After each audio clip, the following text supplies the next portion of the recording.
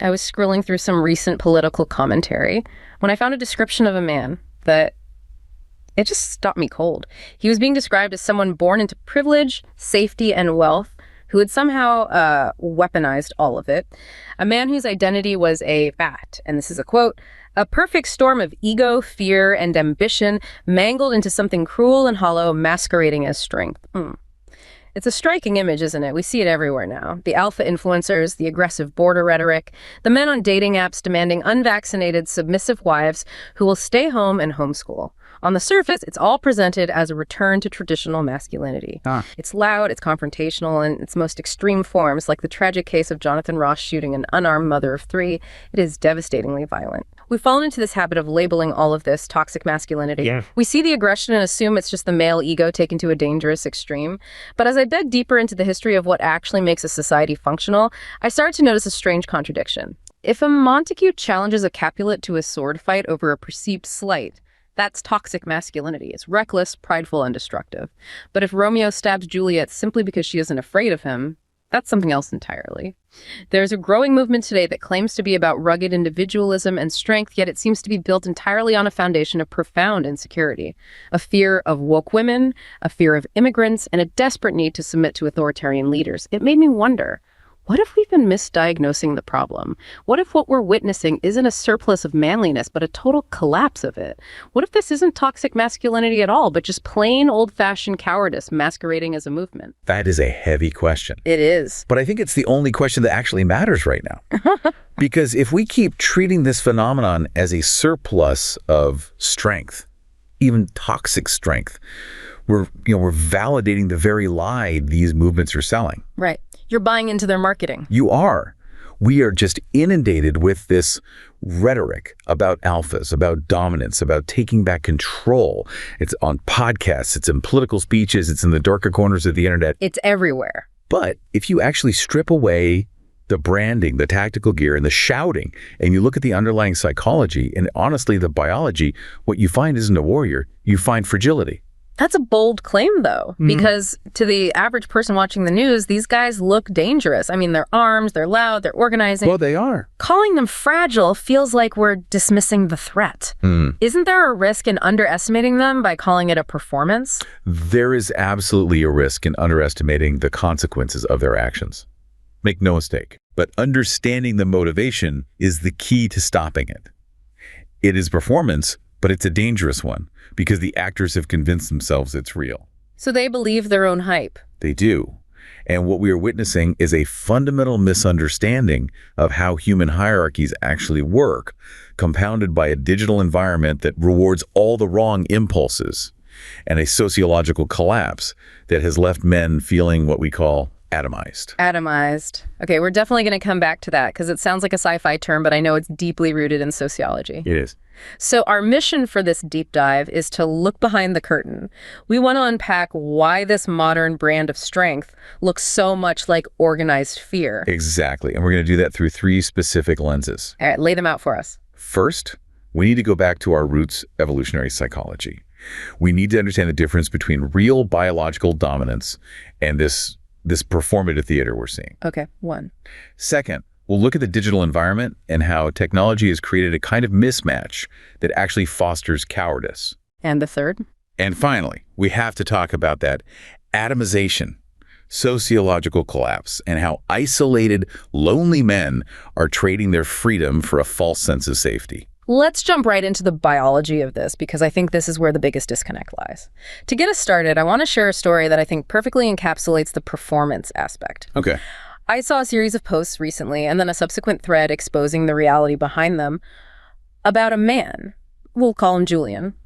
Now, Julian is a mid-level executive. He works in supply chain management. He wears a suit, goes to the office, does the 9 to 5. A pretty standard corporate guy. Totally. Yeah. But if you looked at his digital footprint, you'd think he was a warlord leading a coup. This is the conquering strategist persona we see so often online. It's exactly that. But dialed up to 11, Julian spent his nights crafting this digital identity where he spoke of life as a battlefield. Wow. He used this incredibly intense metaphorical language about the invasion of Greenland. Yeah, referencing a desire for raw, territorial dominance in an era where, let's be honest, physical conquest isn't exactly part of the quarterly earnings report. Not supply chain management, no. He posted daily about alpha discipline, the necessity of iron-fisted leadership, and how softness is a disease. He's quoting Marcus Aurelius out of context, talking about crushing the enemy. And let me guess. The enemy in his real life is probably just an overflowing inbox or a difficult client. Or his female boss, and this is where the reality check comes in. The people who worked with him, who eventually found the account, described a man who was terrified of conflict. Ah, there it is. He stayed silent in meetings when challenged by his superiors. He wouldn't stand up for his own ideas. Instead, he redirected all that frustration toward his female subordinates through, passive-aggressive emails. A tyrant in the tie pool and a mouse in the boardroom. This is such a classic, painful example of what we call performative authoritarianism. And to understand why Julian is doing this, why he feels the need to cosplay as a conqueror, we have to look at dual strategies theory. Okay, let's unpack that. Dual strategies theory. It sounds academic, but my understanding is that it's basically the two ways to get people to listen to you. Essentially, yes. In evolutionary psychology and anthropology, there's a consensus that humans have two primary ways of ascending a social hierarchy. Two ways to get status. Okay. The first and the oldest is dominance. This is the might makes right approach, the playground bully. Right. This is the strategy we share with our primate cousins, particularly chimpanzees. Dominance relies on force, threat, intimidation, and the withholding of resources. It evokes fear. So if you're the dominant chimp or the dominant warlord, you get the best food and the mates because everyone is afraid you'll hurt them if they don't step aside. That's the logic. But wait, play devil's advocate with me here. Doesn't that work? I mean, throughout history, plenty of guys have gotten to the top by being scary. Why is Julian wrong to try and emulate that? Well, it works, but it has a massive cost. It is inherently unstable. Unstable how? If you rule by dominance, you have to watch your back 24 hours a day. Because your followers don't like you, they fear you. Right. They are constantly looking for a moment of weakness, an injury, old age, a mistake, to overthrow you and likely kill you. It's a high-stress, high-cortisol existence. Okay, so it's a terrible way to live. It is. But humans evolved a second, uniquely human strategy. Prestige. Prestige. Now, usually when we hear that word, we think of a fancy car or a gold watch. But you mean something different here. In evolutionary terms, prestige is status that is freely conferred by the group. Freely conferred. What does that mean? It relies on demonstrating skills, knowledge, generosity, and competence. You don't force people to follow you. They want to follow you. Give me an example. Who is the prestige leader in a hunter-gatherer tribe? It's the guy who knows how to track the antelope when everyone else is lost. It's the woman who knows which herbs treat an infection. I see. It's the person who can mediate a conflict without violence. People defer to them not because they are afraid of being hit, but because they want to learn from them. They want to be near that competence. So in a functional human society, the alpha, if we even want to use that word, is usually the person with the most prestige, not the most dominance. Exactly. And this is the tragedy of Julian. He thinks alpha means dominance. He thinks it means bullying, taking what you want, and acting like a chimp. But he's not in a chimp troop. No, he's operating in a modern, complex environment, a corporate office, where prestige is the actual currency of value. You get promoted for solving problems, not for threatening to invade Greenland. He's mimicking the aesthetic of a warlord because he lacks the competence to generate prestige. It's a counterfeit currency. He's printing dominance dollars in a prestige economy. It's like bringing a sword to a gunfight, but the sword is made of foam. That's a perfect way to put it. He's trying to spend dominance dollars in a shop that only accepts competence. It's just not going to work. And here's where it gets really interesting regarding the alpha label. We throw that term around constantly, alpha male, beta male. Oh, yeah. But we need to take a hard detour here because most people don't realize that the entire concept of the alpha wolf is a myth. Hold on. This is a huge pillar of the manosphere. You're telling me the science behind it is bad? It's not just bad. It's been retracted by the very people who wrote it. Oh, where? Yes. The term was popularized in the 1940s from a researcher named Rudolf Schenkel. He studied wolves in captivity, specifically in the Basel Zoo. In a zoo? He took a bunch of random wolves from different packs, threw them into a small enclosure, and just watched what happened. So it was a wolf prison experiment. Exactly. And unsurprisingly, in that high-stress, unnatural environment, the wolves fought for dominance. It was violent. It was a hierarchy based on raw aggression. Okay, that makes sense for a prison. But later, researchers, including David Meck, who had helped popularize the term, went out and studied wolves in the wild. And what did they see? They saw families. The alpha wasn't a tyrant. It was just the dad. The alpha female was the mom. They were just parents. They were just parents. They weren't fighting for dominance. They were feeding their pups and teaching them how to hunt. Meck has spent years trying to get publishers to stop printing his old books because the theory is wrong. That is wild. So Julian and all these influencers selling alpha boot camps are modeling their entire personality on a misunderstood study of traumatized wolves in a zoo from the 1940s. Essentially, they are modeling behavior based on stress and captivity, not natural leadership. Which is profoundly sad when you think about it. It is. And this connects to a psychological concept called precarious manhood. This is crucial for understanding the fear aspect. I've heard this term. It's the idea that manhood isn't a biological given, right? It has to be earned. Right. In almost every culture, womanhood is viewed as biological. You become a woman through puberty. It sort of happens to you. But manhood is viewed as a status that must be earned and crucially can be lost. It's precarious. It's slippery. It's very slippery, which is why we say man up or don't be a sissy. You never hear someone say woman up. That's a great point. A man is always one mistake away from having his man card revoked. And research shows that men who fear they are failing to meet these masculine standards, men who feel their manhood is slipping away, they're statistically more likely to support aggressive policies. This is what researchers call political aggression. They support war, they support authoritarian politicians, they support the death penalty. Not because they have a coherent political philosophy. No, but because they need to signal hardness. They need to prove they're tough. So Julian's online posting about invading Greenland, that's not him feeling strong. That's him panic signaling. He's screaming, look how hard I am, because he feels soft. It's a defense mechanism.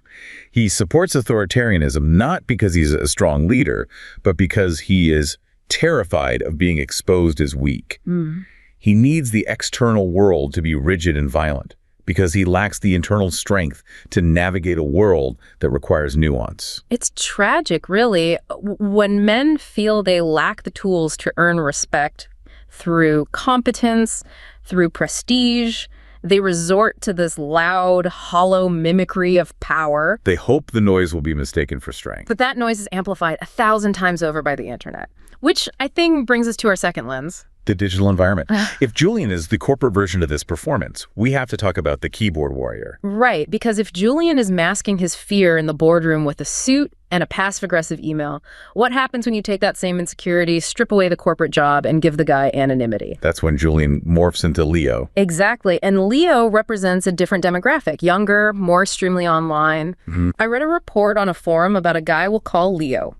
He became a central figure in a digital harassment campaign against a female journalist. Okay. Now picture this.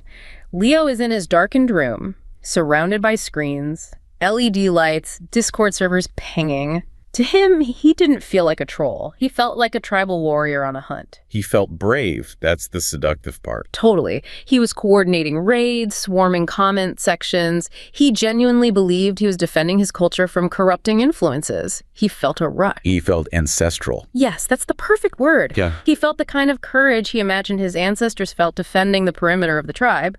But, and here's the twist. There's always a twist. When one of the group's followers actually confronted the journalist in real life, leading to a physical altercation, Leo didn't feel empowered. He felt a sudden cold wave of terror. Reality hit. He scrubbed his digital footprint. He deleted his accounts. He hid. This is a textbook case of what we call an evolutionary mismatch. Okay, let's break that down. Evolutionary mismatch. Think about it this way. Our brains evolved in a specific context. The ancestral environment of the African savanna. In that environment, aggression carried very, very high costs. If you shouted at a rival or challenged someone or attacked a member of another tribe, the feedback loop was immediate and physical. You couldn't troll a saber-toothed tiger. No. And you couldn't scream abuse at the chieftain of the neighboring tribe without getting a rock to the head. Nature hardwired us to be polite, or at least cautious, because rudeness used to be fatal. Bravery was validated by facing actual physical risk. Yes. But now we have computer-mediated communication. The CMC. Exactly. The internet allows for high aggression with zero physical risk. Leo's brain is giving him the dopamine hit of tribal warfare. He feels the surge of the warrior, but he is incurring none of the cost. So it's a drug. It is. It mimics the chemical high of bravery without the prerequisite of danger. So it's cheap courage, it's fast food bravery, it tastes like the real thing, but it has no nutritional value. It's digital cowardice. He is seeking the feeling of tribal warfare without the reality of it. And this is rampant in what we call the manosphere. The manosphere. We hear this term a lot. This is the collection of online subcultures. Incels, men going their own way, pickup artists. Right. And these groups are obsessed with these biological terms that you mentioned earlier, alpha, beta, sigma. They've created this rigid taxonomy of men. We see beta thrown around constantly as an insult. And in these spaces, beta is a pejorative for men perceived as weak or simps or, men who are respectful to women. Right. But then you have this newer term, the sigma. The sigma male, the lone wolf. I see these edits on TikTok all the time, usually with Patrick Bateman from American Psycho. The sigma is fascinating because it's a way to claim high status while opting out of the social hierarchy entirely. How does that work? If you can't compete to be the alpha, the leader, and you don't want to be the beta, the follower, you invent a new category, the sigma. That cool, detached loner who doesn't need anyone. It sounds like a coping mechanism for isolation. I'm not lonely, I'm a sigma. Precisely. It turns social failure into a badge of honor. It reframes nobody likes me into I am too advanced for them. Wow. But there is a more pernicious myth in this space that we need to address, often called alpha fucks, beta bucks. Right, I've heard this. It's the idea that women have a dual mating strategy. They sleep with the aggressive alphas when they are young and then settle down with the boring, rich betas to pay the bills. That's the narrative. But come on, isn't there some truth to that? Don't rich guys often get the girl? Rich guys get married, sure. Yeah. But the specific claim here is about cuckoldry. The manosphere narrative posits that women are inherently deceptive and that betas are constantly raising children that aren't theirs. And they believe this happens all the time. All the time. Okay, so what does the science say? Are we all raising someone else's kids? If we look at genetic studies on non-paternity rates in Western populations, meaning a man raising a child he doesn't know isn't his biological child, the numbers are remarkably low. How? About 1 to 2%. That's it, 1%. Yes. And that rate hasn't changed much over centuries. The idea that there is rampant cuckoldry where women are secretly mating with alphas while betas pay for it is simply not supported by the data. It's a conspiracy theory.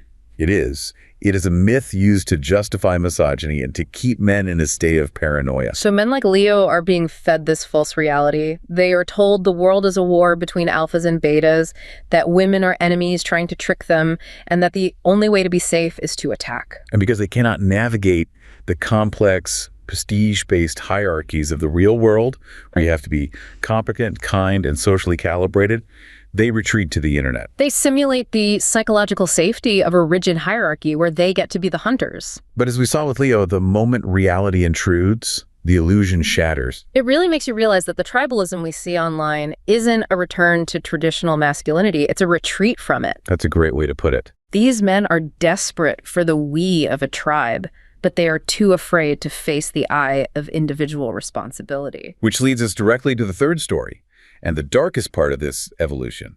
We've talked about the performance of dominance with Julian and the digital illusion of courage with Leo.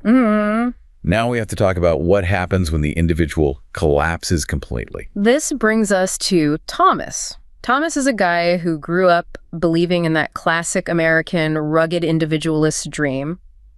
Pull yourself up by your bootstraps, be your own man. Sure, the classic ideal. But the reality of the modern economy crushed him. He was working gig economy jobs, driving for a rideshare, delivering food, with no stable social circle, living alone in a studio apartment he could barely afford. He felt atomized. Atomized is the key word here. And we need to define that because it explains so much of our current political climate. Yeah, let's stick with Thomas for a second. He found peace eventually, but he didn't find it in financial success or freedom. Where did he find it? He found it in an extremist community that demanded absolute collective submission to a leader. This leader dictated everything. What Thomas ate, how he spoke to women, who he should hate. And for Thomas, this wasn't a loss of identity. No, it was a relief. This is the transition from the rugged male to the submissive follower. And to understand this, we have to look at the work of political theorist Hannah Arendt. Arendt. the heavyweight champion of explaining totalitarianism. She is. To understand Thomas, we have to go back to the 1950s. Art looked at the ruins of Nazi Germany and Stalinist Russia and asked a terrifying question.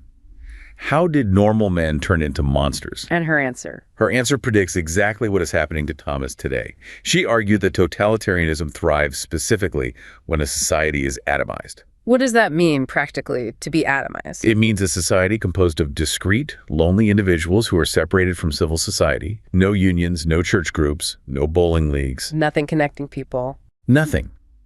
Just individuals floating in a void, disconnected from each other. She called it the atomization bomb. And today, we have what some sociologists call universes of one.